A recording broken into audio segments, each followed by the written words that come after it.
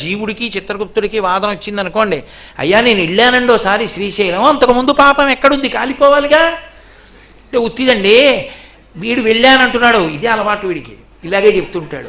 మహారాజా నమ్మకండి, వీడు వెళ్ళలేదు అన్నాడు అనుకోండి, చిత్రగుప్తుడు యమధర్మరాజు గారు మన మాట వినడం, ఆయన మాటే నమ్ముతాడు. కానీ ఆయన ధర్మరాజు మహానుభావుడు, ఆయన నేను ఎందుకు తక్కువ చేయాలి, ఆయన విచారణ చేస్తాడు.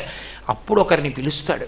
ఎవరిని అంటే, తన ధర్మాన్ని విడిచిపెట్టి తనకిచ్చిన అధికారాన్ని విడిచిపెట్టి తండ్రి మర్యాద కోసం కూర్చున్నవాడు ఒకడు ఉన్నాడు. అది హేరంబతత్వం అంటారు. హేరంబతత్వం అంటే తండ్రి గౌరవాన్ని నిలబెట్టడానికి ఎప్పుడూ తండ్రి పక్కనే ఉంటాడు. నేను ఎక్కడో ఉన్నాను, ఎవరో వచ్చి, అయ్యా మీ నాన్నగారు మహాశివరాత్రికి అన్నదానానికి 116 రాశారండి, ఇదిగో రసీదు ఇచ్చేసాం, ఇదిగో దాంట్లో ఉన్న పక్కన ఉన్న ముక్క, కాబట్టి ఆ 116 మా అబ్బాయి దగ్గర తీసుకోండి అన్నారు, వచ్చాను. అంటే నేను మా నాన్నగారి గౌరవం నిలబెట్టవలసిన కర్తవ్యం ఉన్నవాడు కొడుకంటే, కాబట్టి ఏం చేయాలి, వెంటనే 116 ఇచ్చేయాలి.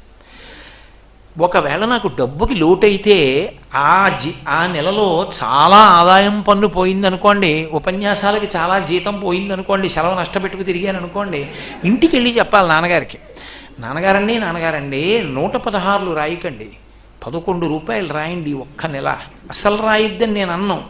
ఎందుకంటే నాన్నగారండి ఈ నెల అంత జీతం రాదు, ఇల్లు నడవాలి కదూ అనాలి. అంతేకాని అక్కడ కూర్చుని మా నాన్నగారి సొమ్మేం పోయిందా రాస్తాడైనా, ఆయన దగ్గర పుచ్చుకో అనకూడదు.